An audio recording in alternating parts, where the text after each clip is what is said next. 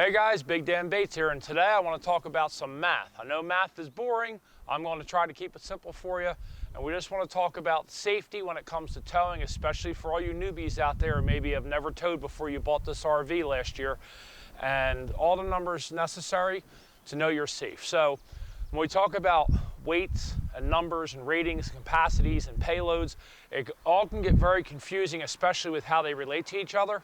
So I want to try to make this just as simple as possible. So here we have my truck.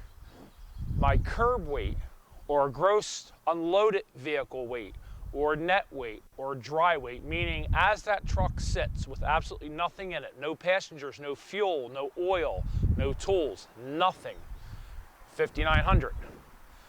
My gross vehicle weight rating, more or less, the maximum that truck should weigh with everything in it, you, your wife, your 7 kids, the dog, all the camping equipment, all your tools, full tank of gas, a cooler in back with whatever it is you prefer to drink, should never exceed 7,100 pounds, which gives us the payload of my truck being 1,300 pounds. Now you've heard terms like half ton or 3/4 ton truck, so a ton is 2,000 pounds. So if you have a payload of 1,000, you have a half ton truck.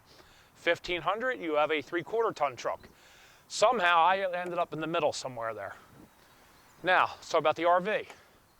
The dry weight, curb weight, unloaded weight, 5,510. Gross vehicle weight rating with everything in it. Laundry, groceries, fresh water tank full, the pooper's kind of half full, all that. The most this thing should weigh to be safely towed, and again, we're talking maximums, 6,695. Which gives you a payload of 1,185 pounds. Now, how do you know if you're underweight or overweight? You can go through a lot of weighing and calculating and everything else, but the easiest way to know that you're within a safe towing rating, because the truck may be over 100 pounds or so, I have every tool I ever need for any roadside emergency, RV emergency. I mean, I am fully loaded down. My truck I'm over 300 pounds. My wife, my daughter, they're all healthy women, and I have a lot of tools in my truck. We tend to travel a little heavy. It may be. The RV at any given day may be a little bit overweight, but there's no real way to tell. Yeah, I can take my truck by itself with me in it and go to a CAT scale, get weighed, and then figure out how much a full tank of gas weighs and how much my wife weighs. You don't need to do that. Yeah, I could take the RV to the CAT scale, unhook it, pull off, get it weighed. You could, but you're going to piss off all the truckers that are lined up behind you that are on time schedule, and they just need to get weighed and get out of there. So, the magic number that you want to look for is your combined weight, which is your GVR of the truck and the GVR of the RV. It gives you the combined weight. This is the magic number. When you go to that CAT scale, this is the number that you want to be under. If you are over this number, you are overloaded, because remember, this is the maximum. To be safe, you should be under the maximum. And even with that number, I have to consider, I'm going myself. The RV will be fully ready, road ready. I'll have a full tank of fresh water. The toilet will be set up with its 4 gallons of water. All the groceries, everything will be in the truck or in the RV. When I go to get weighed, I am road ready. Everything that's going to be in the RV is in the RV with the exception of my wife's blankets and pillows. Everything else is in here. So if you're not road ready, you have to take that in consideration. I have a 60-gallon fresh tank. Well, guess what? 60 gallons times 8 pounds a gallon, that's 480 pounds. I need to contribute to this if I haven't pre-filled my tank. So know your weight, because it's critical for safe traveling.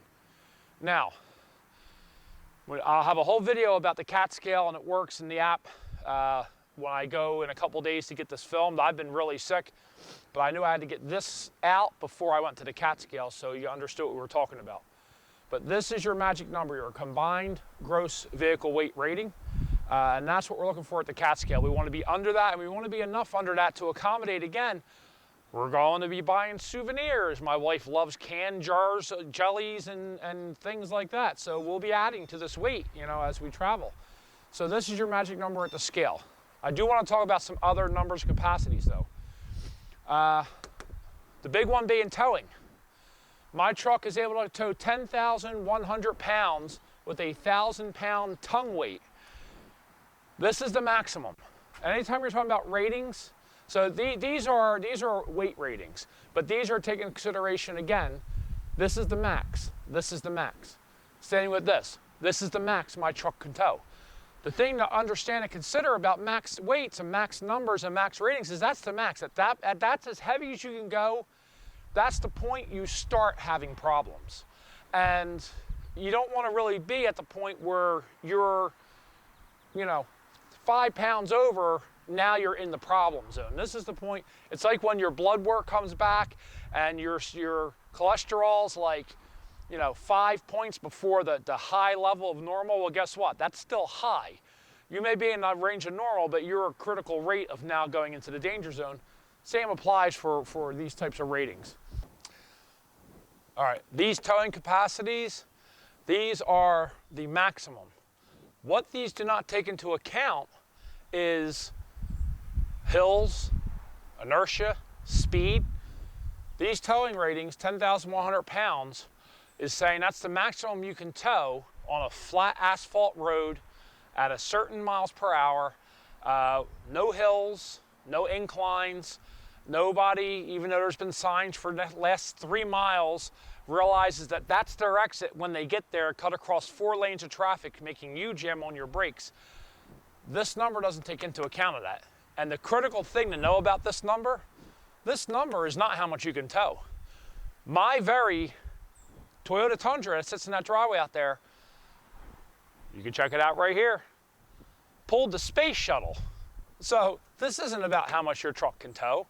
This is about how much your truck can stop. And what this doesn't take into account, again, is how fast you're going, if you're going down a hill. So there's a simple rule for this. 20%. Take 20% off of this, and you'll always be within a safe range. I will never haul anything over 8,000 pounds, nor will I apply more than 800 pounds to my tongue. If you are overloaded, especially on your tongue weight, there are lots of bad things that can happen. You won't be able to stop in time in an emergency. You may not be able to steer properly. We were just camping recently up in Lancaster, Old Millstream Campground. Met this very nice young couple from Virginia, Walker and Taylor, I believe her name was. Very nice young couple. He works cattle with his family farm. He's no stranger to towing. And I said, wow, I'm surprised you're towing that massive fifth wheel with that F250. And he looks at me and he says, well, the only difference between F250 and 350 is the suspension. Well, the next morning, I saw him hooking up and pulling out. I said to my wife, I was like, you see that? That's why you should be towing that with a 350. That's right, Walker, I'm calling you out. His truck was like this. His wheel well was that far from hitting his tires. That's unsafe. Not only is it unsafe suspension-wise, you can blow out your tires, but when you're lifting that front end up, you're not steering properly. So that 20% rating is why when I put this guy here on my truck, my wheel wells don't even move. My suspension holds it perfectly fine. Now this is where a dealer will take advantage, especially of a new person that doesn't understand towing. He'll say, oh, your truck can haul 10,100 pounds. Well, shoot, I got that 150 series fifth wheel out there I can throw in your truck. Yeah, it weighs about 10.2, 10.3, but you're all right, you're close enough, you're good. Yeah, well, the problem is that sits there at 10.3, that's unloaded. You still gotta put 1,000 pounds of shit in that. Excuse my language, 1,000 pounds of stuff in that. Please, 20%. 20% you'll be safe. Same goes for tires. One of the most famous RVers out there are KYD, the RV YouTube community. Watch their very first videos. They had 2 blowouts within the first hour of travel on their first day ever RVing. You know why? Because they're doing 85 miles an hour. You go to forum groups, you go to the Facebook groups. Oh, those Westlake China bombs are junk. Change them out right away as soon as you get your camper. You don't have to. Pay attention to your numbers. My Westlakes are rated at 75 miles an hour. Guess what? You minus 20%, what do you get? 60 mph. I never exceed 60 to 65 miles per hour. And you know what? I have close to 4,000 miles on these tires. There is not one bump, not one divot, not one blister, not one ripple. They are perfectly fine. You gotta play by the numbers. You wanna be a big boy and you wanna haul a camper and get yourself a nice truck, be smart, be safe, because you're not the only family that's gonna die in that accident. 20%, 20% gross vehicle weight. Mind these three numbers, you'll get where you're going safe, and so will everybody else. Thanks guys for joining in. Have a great day and a great season. I'll be seeing you in the next video at the Cat Scale.